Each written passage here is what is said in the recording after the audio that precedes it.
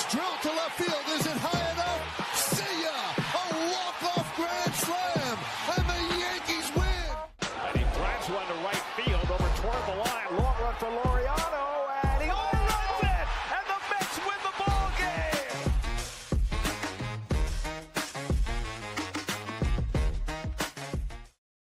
Here we go, a solo episode of the Burrows Today, episode 53. My name is Michael Merlo. Lots to get to in the New York baseball world, around the Major League Baseball, around Major League Baseball, as well as we get set for an interesting weekend around the league, especially with the two teams. The Mets head to Colorado to face the red-hot Rockies, and the Yankees will host the Boston Red Sox, who seem dead. We'll get into that a little bit more in a little bit, but it was an exciting week, especially for the New York Metropolitans, and we'll start with the Mets, who played the Rockies over the weekend and swept them, and then go to the Dodgers for 4. And we saw these two teams match up last weekend, a couple weekends ago, when the Dodgers came into Citi Field, and it was a very exciting series. You had the Friday night game, which included a very long rain delay that turned into a 3-run comeback in the 9th inning for the Mets, just for them to lose the game and not get a runner home from third base with less than 1 out a few times. That was Friday night, but the Mets came back and they won Saturday, Sunday, took the series from the Dodgers. And it sets you up nice, because now you go to LA, and you have to go to LA for 4, and that's never fun, being on the West Coast, having to play that team 4 games, and you set yourself up to just need a split of that series in LA, which most fans would sign up for, and you win the season series, and that's big. We saw how important tiebreakers were last season with the Mets and the Diamondbacks and other teams. So to get the season series there was very, very important in my mind. And the Mets get that season series, but it leaves a bad taste in your mouth with the way that they lost on Thursday afternoon. And we'll get to all of that. But we'll start with positives today. We'll start with very nice positives about the New York Mets. One of them being that Juan Soto feels and seems as confident as he's felt. Do you want to say since the first series of the year, or do you want to just go back to the 2024 postseason? Whichever one makes you feel more comfortable, I'm okay with. But the guy looks like he settled in. There's absolutely no doubt about it that Juan Soto has finally settled in. They're playing a big-time series. They're playing a series that he knows matters. He knows the world is watching, and he had a nice series. He was on base a ton, had a few extra base hits, hit a big-time homer against Kershaw. I think the weather getting warmer, the season getting later, and the matchups being better, whether this is fair or not, is waking him up. It's just waking him up. And that's a good thing. That's a good thing for the New York Mets, who were one of the best teams in the National League already, had one of the best records in the National League already, without the guy getting going, without the guy being Mr. Juan Soto. So I thought that's a great sign. That's a great sign that this team was able to not only tread water, but hold first place in the National League East without this guy being a dominant player. But they still fear him. They still fear him. Even in Thursday's game, Dave Roberts makes a boneheaded managerial decision where he leaves Urena in. I'm pretty sure he leaves Urena in instead of going to a lefty to face Soto. So he walks Soto. Urena intentionally walks Soto to face Alonso, the righty, who had already faced Urena and got a hit against him. And now you got first and second. It's 4-3. And Alonso, who's been scorching hot, has great numbers in this stadium, rips a single to right field, scores a run. Soto goes to third. That was all they got. They needed more. They blew that one. We'll get to it, though. How about the pitching? A round of applause for the pitching performances this entire series, even in the games that they lost. I mean, Blackburn on Monday night goes 5 scoreless. 5 scoreless in his first start against the Dodgers in LA. I was chalking that one up as you go through the pitching matchups. I chalked a few of these up as we're going to need runs. And they did their job. How about McGill? 4 runs in the first inning on Tuesday night. He's able to settle in, give you 5 scoreless after that. And that was a game that the bullpen blew. The Mets had opportunities, couldn't score. But that's a game that the bullpen blew. McGill did a fantastic job settling in and looked really dominant throughout innings 2 through 6. And then you have Canning on Wednesday night. 6 innings, 7 strikeouts, 1 walk, 3 singles. That's it against that potent Dodger lineup. And then Peterson going 7 strong, 3 runs, had the 1 blow-up inning in the third. 7 strikeouts, 6 strikeouts, whatever it was. He was great again against Ohtani, against this Dodger lineup. And he showed signs last season in the postseason as well. So the last start, he goes 7 2/3 against the Dodgers. This start, he goes 7 innings against the Dodgers. He's been great. He has been easily the second best starter on this team behind Kodai Senga. And it's been fun to watch. This is a guy that the Mets have developed, the guy that the Mets drafted and developed. And it looked like he was going to be a bust. He was a first-round pick, and you just had this sense that he was not going to be a major league starting pitcher. But the Mets have done a great job with him. And am I forgetting anybody in terms of the starters? I am not. I gave everybody I needed to give a shout-out in terms of the starters. The bullpen was worked. The bullpen was worked this series. It was, no doubt. Couple of blown leads, couple of blown saves. Blown save in the first game, got the win. Blown save in the second game, got the loss. Blown hold in the final game here, gets the loss. That's going to happen. That's going to happen. But Soto looks great. Soto looks great. The pitching's been great. The bullpen is good. And I think if we're looking at, and Jeff Passan wrote an interesting article, which we're going to get to as well in a little bit, just early trade deadline discussions, very, very preliminary, but he puts his best fit, what he's been hearing around the league. And we're going to talk about what he said for the Mets and the Yankees. But I'll tell you this right now. I don't think the Mets are going after anything other than their bullpen, other than doing whatever they can to go get a left-handed relief pitcher, a high-leverage one. There's no reason for the Mets to go out there and get Cedric Mullins like he suggests. I don't see a need for Cedric Mullins. Mullins is a nice player, no doubt. Better offensive player than whatever the Mets are going to throw out there in center field. I'm not denying that. But he's not better defensively. And I just trust what the Mets have thrown out there in center field. I do. I don't think Cedric Mullins is what they need. Where do we want to go from here? We're going to continue with the Mets. We're going to continue positives. Alonso scorching hot. We mentioned that before. All this guy does is hit. All this guy does is hit at Dodger Stadium. He was on Mookie Betts' podcast. Mookie Betts will interview players. I think it's called On Base, Off Base, something like that with Bleacher Report. They go live on Bleacher Report. It's posted on YouTube. And I had seen clips while I was watching Wednesday night's game, Dodgers-Mets. I'm like, oh, Pete went on. I remember when the Mets played in LA last year, Lindor and Nimmo went on for a couple of episodes. And it's interesting. You get an interesting inside look. And I'm listening to a couple of clips from it, and I ended up watching the full thing last night. And they were talking about how Alonso basically says, hey, good luck tonight. Go 4 for 4 singles, but no steaks, no ribeyes. And Betts is like, well, I can't tell you're going to go 4 for 4 with 4 singles, because if you have 4 hits, I can't guarantee that none of them are going to leave. One of them's going to leave the ballpark. They're going to. And it did. He did twice.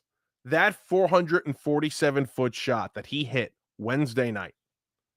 Oh my God. The reactions around the park, I think, were what made it so much more special. Sure, it put the game out of reach. It clinched the season series against the Dodgers. But to see the pitcher's reaction, then Rushing's reaction behind the plate, and then Freddie's reaction, just looking up at that ball, like basically saying, how the hell does somebody hit it that far? It was an impressive shot. It was an impressive shot. In a week, in a series where it took a lot to get the ball out of Dodger Stadium, the ball was not traveling out of that ballpark. The amount of shots that were hit to right field, to left field, to center field, that I thought off the bat were 10 rows deep in the pavilion that did not get out on both sides was shocking. But there were some impressive shots in this series. Alonso goes the opposite way twice in this one. Muncy had a couple of big ones, especially one to tie the game. That was Tuesday night, against Brazaban in the ninth. Vientos hurt. Mauricio's up. That was kind of a no-brainer. When Vientos went down, Mauricio was killing AAA. The Mets wanted to keep him down a little bit longer because he's a raw prospect. He's a very raw prospect. He's going to swing and miss. He has no plate discipline. And he's just still a very young player with not that much experience. He's played 10 games now in 2 years. He tore the ACL in the Winter League after the 2023 season. He's been out a very long time. And this is still, even when he was playing in the Winter League after he came up in 23 and played like 20 games, this is still a very raw prospect. So I have no expectations for Mauricio as he comes up here and fills in for Vientos. He's going to see time at second. He's going to see time at third. And if Lindor's pinky toe does not heal, he's probably going to see some time at short as well because he can play there. But Vientos and JM with his favorite comment here as I go to the comments. He's hurt. He has a hamstring and it's not too serious. So you see what happens there. But he was starting to get going a little bit. I know it seems like people have been saying that for a while, but the way Mendoza was deploying him was very interesting because he was not playing him every day at third. That was obvious. He can't play defense.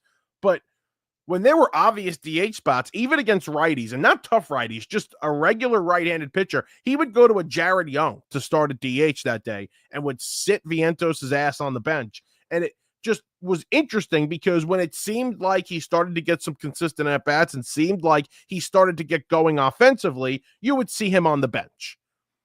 And I have a couple of questions about that because I think it is important for the Mets to get somebody like Vientos, to get somebody like Beatty going. It looked like they were getting Beatty going. Now he's kind of cooled off a little bit.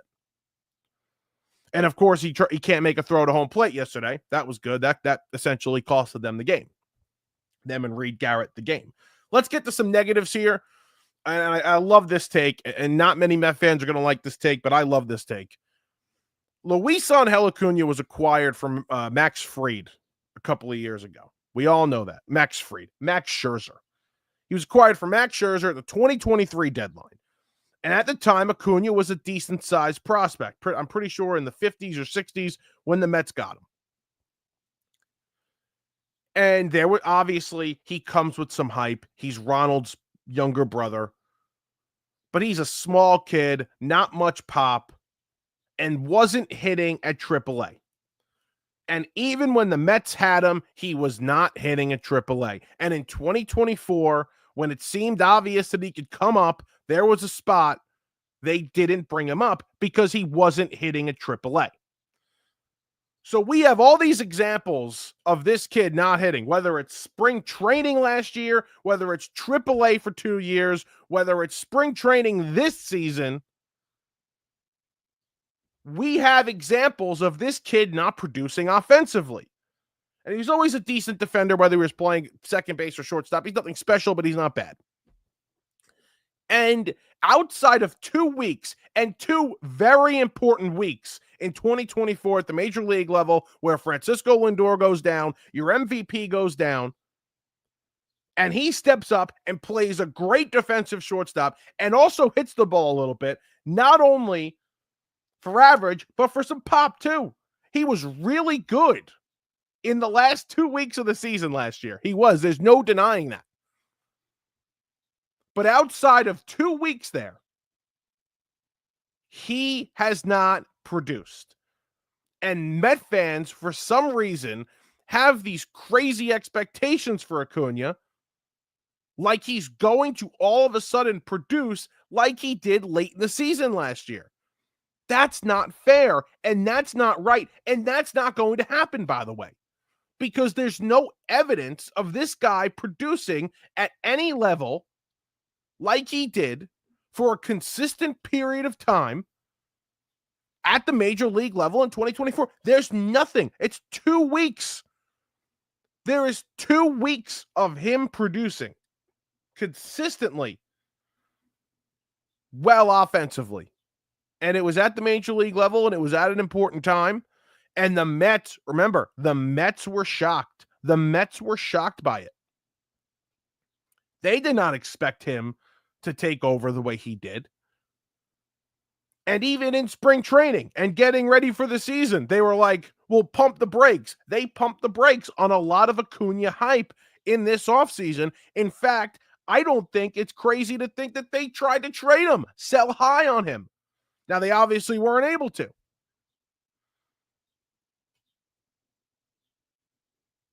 But I have no expectation. I think he should be I think when Vientos comes back, as long as Mauricio has done something, I think Acuna is the one to go to the minor leagues. I know he's boys with Soto. I know he's well liked in that locker room. You could tell. You had him with the catcher's mask on Wednesday night in the far end of the first base dugout, catching foul balls into the dugout and framing them, and it looked like a great time and this and that. I'm sure he's well liked in that locker room, but man, if he's not hitting, there's not enough spots. There's not enough spots to keep him. And how about Alvarez, man? How bad has Francisco Alvarez been? And I've been on this train for a year now, basically. For a year now.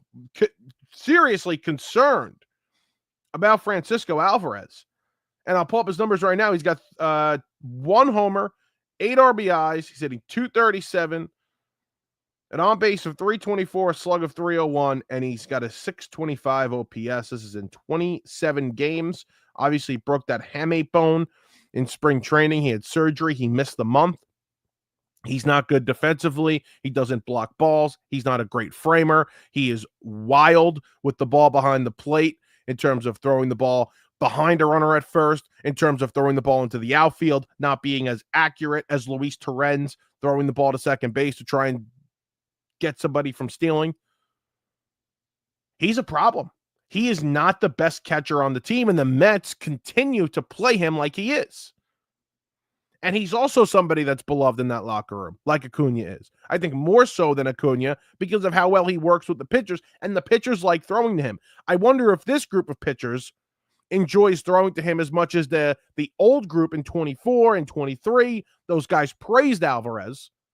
I wonder how these guys feel about throwing to Torrens or Alvarez.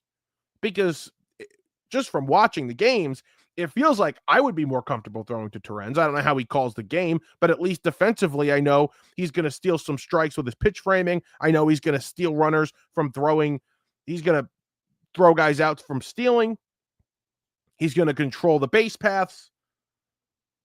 I feel much better about Torrens, and his bat is significantly better. His bat is significantly better.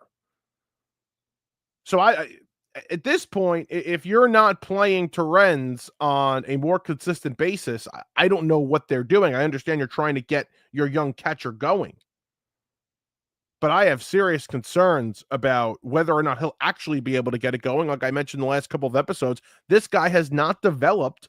This guy has not improved in almost 2 years now. Since that season where he hit 20-something home runs and had that crazy June. It's bad. I had a take. I think we've brought this up. I had a take in that crazy month of June where Alvarez had a ton of home runs and like he had bursted onto the scene. Like that was his, basically supposed to be his coming out party. I had made a crazy take in that month, and I took it back like a month or two later, that I would rather going forward Francisco Alvarez than Aaron Judge. Clearly that one was wrong. Yeah, Terrence is by far 100%. I trust Terrence. I love Louis Terrence. I can't get enough of Louis Terrence. What else do we have here? Is this the best matchup in baseball? Is the Mets-Dodgers the best matchup in baseball? I think so. I'm going to say this, and I don't want to get like ahead of myself because it's still early. And I mean, by this time last season, the Mets did not have a chance to make the playoffs. They were trying to close in on being 11 games under 500. So I don't want to get too ahead of myself. But as we sit here on June 6th, I've never felt better about a baseball team in my life that I was a fan of. I'll say that. I've never felt better about a team. And the improvements that they have to make at the deadline, barring some major injury, and you knock on wood for that, right now would just be the bullpen. Get a couple more bullpen arms, one high leverage lefty, one more middle relief righty. That's really all I would say, unless you do run into some injuries. If Minaya is not able to come back, if Montas is not able to come back, then you get, if Minaya is not able to come back, then you got to go get like a mid rotation guy. If Montas just got to get more depth, I'm not too concerned about that. But they're both on track to be back. Montas in a couple of weeks, Minaya in about a month. So as long as you don't lose one of your top guys in this rotation, I don't see the need for a big-time starter unless there's major regression. But man, do I feel good about this team. I feel really good about this team. And I'll tell you one thing about the Yankees as we switch gears to them. There's been so much talk the last 2 to 4 years now about a Subway World Series, because in 22, that was the first season in a very long time that both teams were competitive and good. And then 23, they both really weren't that great. Judge got hurt. The Mets had a terrible season. 24, Yankees really good, go to the World Series. Mets a couple of games away. They fall short to the Dodgers, but there was talk throughout that postseason, throughout the end of that season. Maybe we get a Subway World Series. And while I don't really think anybody wants it, because people outside of New York don't care, and the people inside New York, I think half of them want it, half of them don't want it because of the fights that it'll cause and the relationships it can potentially ruin. I think this is the best chance we've had, at least as we sit here in June. As we sit here in June, this is the best you could feel about a Subway World Series in a while. The Mets feel like a really complete team. Yes, in a really difficult National League. But they feel like the best team in the National League, especially with the way they were able to play the Dodgers. They feel like the first or second best team in the National League. And you go over to the American League side, where the Yankees don't have the best record, but the Yankees absolutely are the best team in the American League. I'm not going to completely crap on the Tigers. We can bring the Tigers up in a minute if you want, but the Yankees do feel like the most dominant team in that league. And I have no doubts that they are going to represent, barring, of course, and on both sides, major injury, and you knock on wood again, barring major injury, that the Yankees will be representing the American League in the World Series again. This feels good. The chances of it feel very good right now. And again, it's a lot more competitive in that National League. It's tough. There's a lot of teams that can take you down because they match you talent-wise. I don't think there's a team in the American League that can match the Yankees talent-wise. Again, I like the Tigers. I don't love the Tigers. I think they are a little fraudy. And I don't think any of these teams in the American League East are getting hot and overtaking the Yankees at some point. So you got to feel good about your chances for a Subway World Series. And we get to see this matchup again in about a month from now, July 4th weekend. That'll be at Citi Field, July 4th, 5th, and 6th. Friday, Saturday, Sunday, which should be a lot of fun at Citi Field. That's the next time they'll play until the World Series, of course. As we switch gears, to the New York Yankees. They take a series from the Cleveland Guardians, who were surprisingly having a decent season. The Guardians still are having a decent season, as they always do, right? They're 33-28 now. They're 6.5 games behind the Detroit Tigers in that division, who are 41-23. They take the series. The Yankees have won 8 of their last 9 series. Of course, the only one that they lost was to the Dodgers last weekend.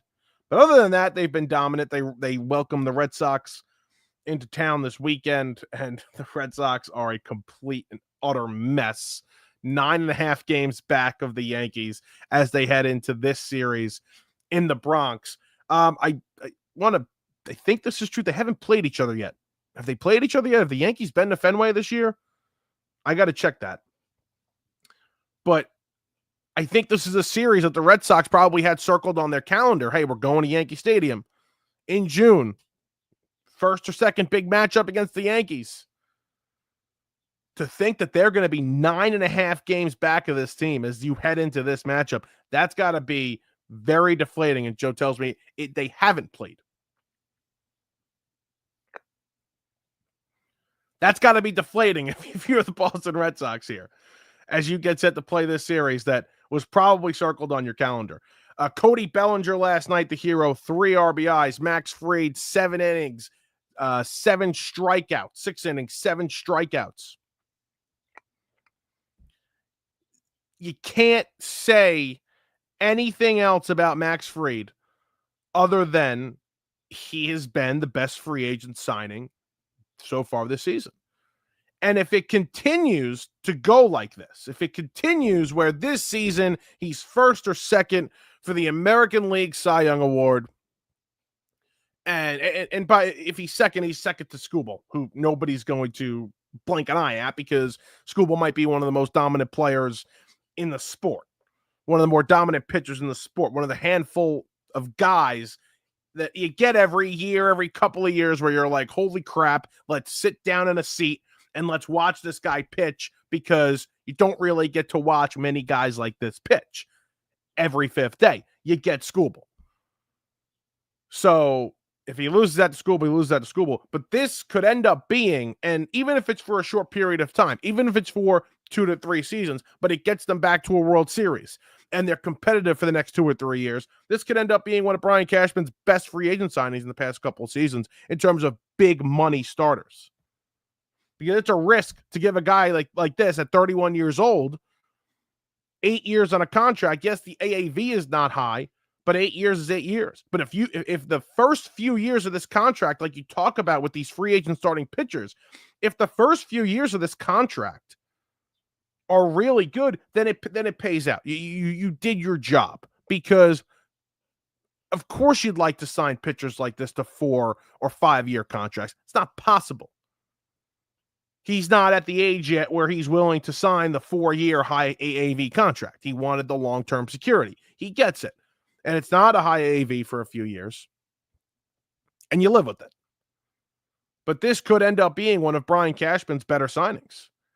And Cody Bellinger, clutch last night, 3 ribeyes, has really heated up. How about this? I feel honestly, like I don't mean to smile. I feel bad for the guy. I pulled up these numbers from last night.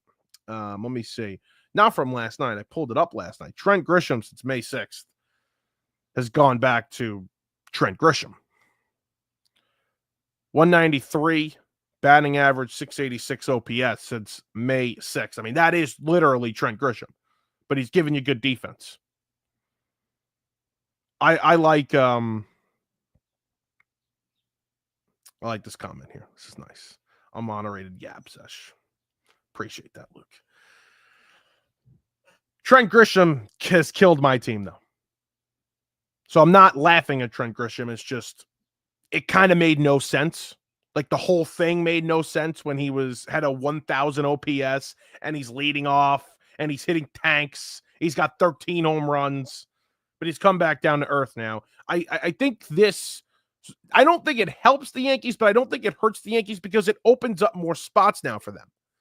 because now you're getting Jason Dominguez in the lineup more consistently. Obviously, Cody Bellinger has to play. Obviously, Aaron Judge is in right field. And you have too many people clogging the DH spot up, especially when Stanton comes back. So now you have Rice, Goldschmidt, Stanton all playing at two positions, basically, with an outfield that was crowded, and you can't put one of them at DH, and you can't move one of them to the infield, obviously. It just became way too cluttered. You almost had too many guys, and we talked about this a lot, how they were going to figure this out, how they were going to, distribute the playing time to guys that deserved it. But it's playing itself out right now because Dominguez has been solid this season. He hasn't been great, but he's been solid, and he has to play. I think you need to give him some run here. And obviously Bellinger has to play, and Bellinger is one of your better defenders on the team, whether he's playing first or center. And then I don't have to bring up right field. Like, it's playing itself out, I think, in a way that most people kind of saw, but it was still shocking to see, and you didn't want it to end with Grisham, but now it does. It's coming to an end. It's certainly coming to an end. But now it begs the question, because he's led off, I think, the most games of the season as they had this carousel of leading off where Goldschmidt will lead off against the lefties. And, you've seen Wells there at times, and you've seen, obviously, Grisham has done it most of the time against the righties. Now what do? Who's going to lead off?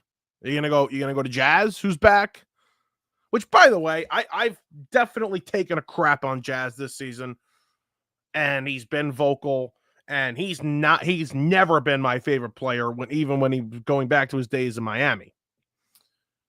But one thing I got to say about Jazz is the fact that he is willing and was willing last season and is willing this season to move over to third base and play third, which he's never played before last season when he was traded. He never played third base in the major leagues before he was traded. The fact that he's so willing, and he's not bad at it either. He's really not bad at third base, which is shocking. It's not an easy position, obviously. To move from second to third, it does tell you something about him. And he talked about it when he came back after his first game in this series where, he just praising the organization, and now he's happy to be here and doing whatever he can do to help the New York Yankees win a World Series. And you got to respect that. You do have to respect that. And he's had a couple of hits, had a home run, had an RBI single last night.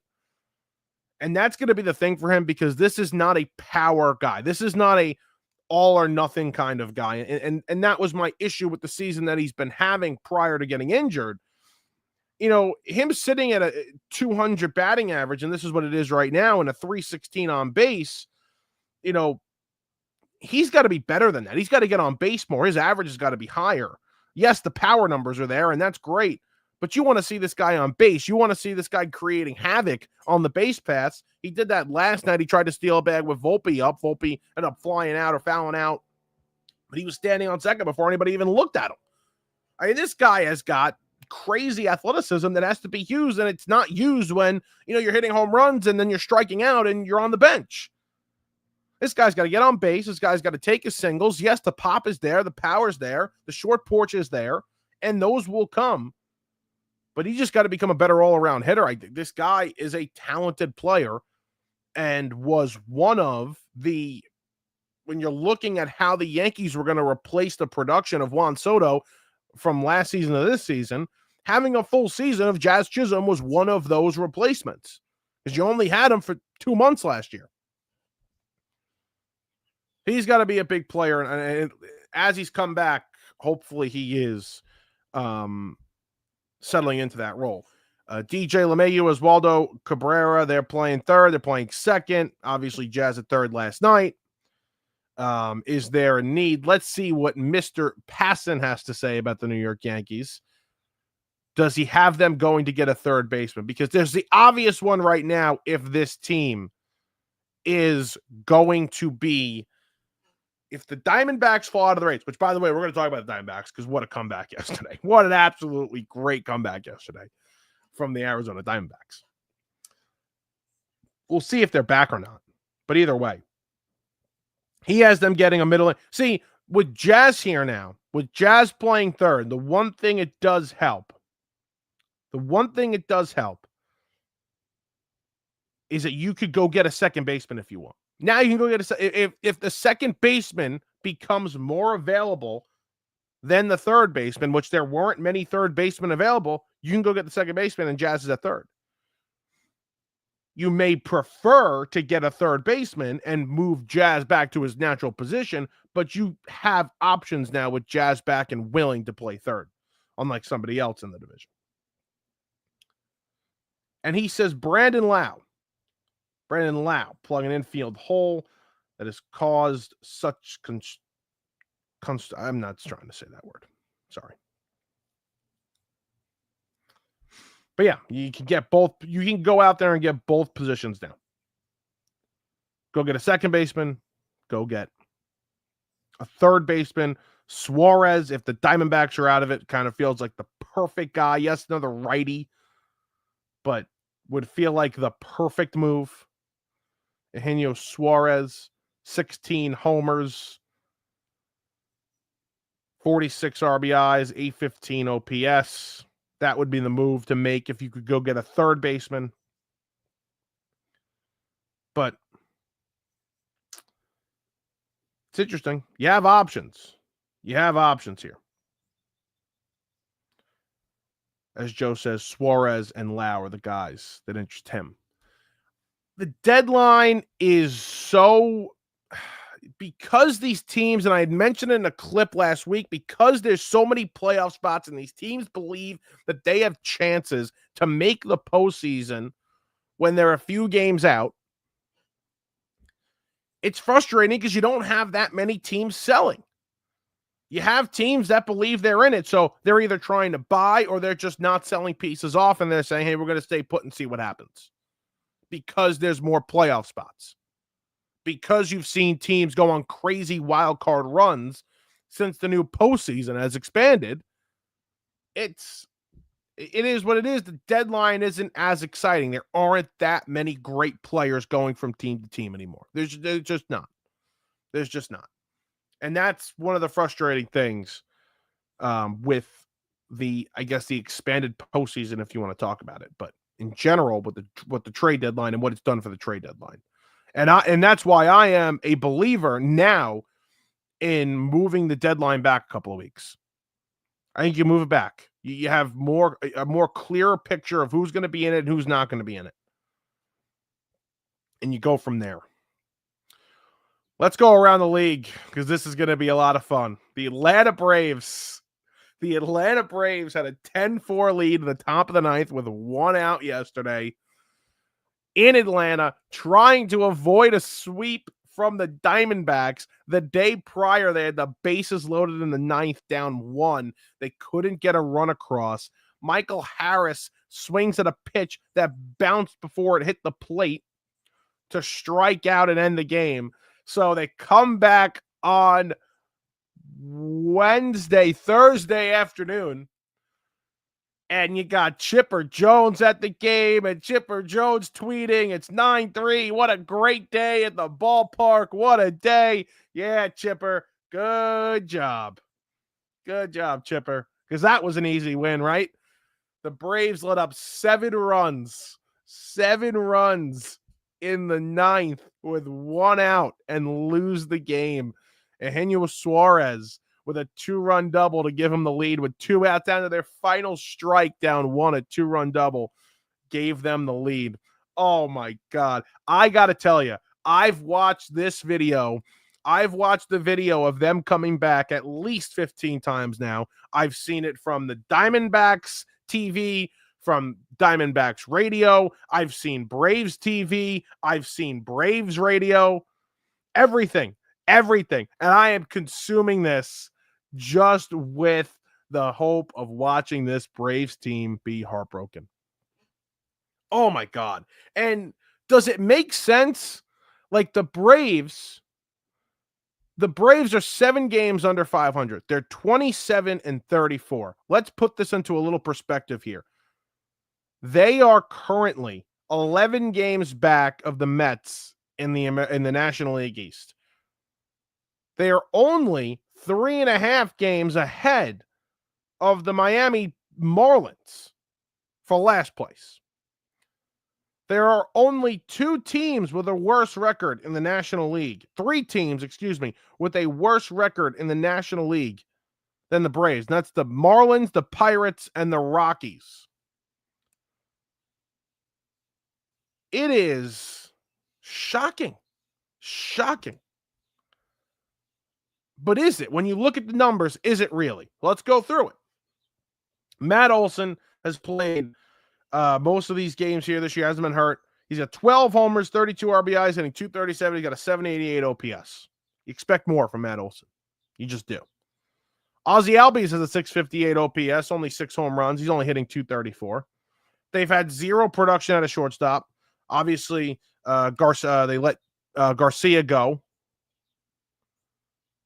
They've had nothing out of shortstop. Nothing. Austin Riley, 11 homers, 35 RBIs, hitting .273, but a .775 OPS. I mean, again, it's a solid season, but it's not what you expect from a guy like Austin Riley. Michael Harris is hitting .232, 590 OPS. Let's forget that he was a potential dark horse MVP. I gave out a dark horse MVP this year. We're just going to forget that I had mentioned his name when I said that. Marcell Ozuna has been solid. 10 homers, 869 OPS. Acuna's been good since coming back. Really good. 4 homers, 1,000 OPS, hitting .333. I mean, I said Garcia. Orlando Arcia is who they released. My bad. Profar obviously had the suspension. I mean, it is unbelievable what has happened here with the Atlanta Braves. And I haven't even gone through the pitching. Sale's been really good. Sale's having a great season. Schwellenbach's been good. Even Grant Holmes with the long hair has been good. Strider hasn't gotten going yet. Iglesias, ever since blowing the lead to the Mets in the ninth inning, in the 8th inning of last season's 161, has been awful. I don't know. This kind of felt like a team that started out 0-7, but started to turn it around, and you would look at their record and you were like, okay, well, if they didn't start out 0-7, they'd be this. Like, that's how I viewed it. If they didn't start 0-7, this is how they'd be. And this is one of those losses yesterday that gets somebody fired. The fact that it didn't get somebody fired is crazy. I don't think they'd fire Snicker, because I think Snicker is probably going to retire after this year, and I think they're going to give him that respect. But somebody should have lost their job after yesterday, but they don't. And they felt like a team that was just going to go on a run. We've seen it with this exact organization a couple of times. We saw it in 22, where they weren't this bad to start, but they weren't great to start in 22. And they got some guys back from injury, and guys got going again. Remember, Acuna tore the ACL the year prior. He started to get it going towards the middle of the year. From June on, they were the best team in baseball, kind of like the Mets were in 2024. And I had mentioned it to a friend yesterday. I said, are they going to be the 2024 Mets? Is this the heartbreaking loss? Is this the Jorge Lopez throwing the ball into the stands kind of loss for them? But it's tough to replicate that. It's not easy to replicate that. That was very organic, what happened last season. And they have the talent, obviously. Obviously they have the talent. But it's not going to happen for them. It's not. This is a bad baseball team. And they're playing like it. And they haven't shown you any other traits other than that. And you're going to see this a lot now. You tried to see the comparisons with the 2019 Nationals, or who's going to be the 2019 Nationals. And there wasn't really a 2019 Nationals for a little while until the Mets came along last year and brought themselves back from the dead. You're going to see this now. Who's going to be the 2024 Mets? Because I saw this article written yesterday about the Orioles. They won a couple of games in a row here. And somebody from Baltimore wrote an article basically saying, are they going to be the 2024 Mets? The Mets started out this was their record. And this is what the Orioles look like right now. And they're similar records. The Mets were 11 games under 500, so were they. But it's not going to be the Orioles either. The Orioles are not going to do that. The Phillies got beat up in Toronto. Jesus Luzardo, back-to-back starts. He had 12 earned runs and then 9 or 8 earned runs yesterday. We'll pull that up for a second here. That's got to be tipping pitches, no? It has to be just tipping pitches. I mean, he was so dominant to start the year, and now he's got a 4.46 ERA. I mean, there's no way he's not tipping pitches. 12 earned runs, the 31st against the Brewers. And then yesterday, 8 earned runs, 2 1/3, 3 1/3. Has to be tipping pitches. There's no other way around that. He's been awful. And the Phillies lost a couple games there. They had a lead in the National League East. They lost that now. Obviously, still early. They're a game and a half back of the Mets. Anything else around the league before we wrap up here? The Cubbies still rolling. The Giants kind of hit a skid there a little bit. And the Diamondbacks are trying to get back into this thing. The Diamondbacks are trying. They're 500 now after a sweep of the Braves. They're trying to get back into this thing. You have the Red Sox coming to town for the Yankees this weekend. Yankees have a chance to bury them. But you got some questions with the Yankees. You got some starters going. You have Warren. They're going Yarborough and I think Rodon.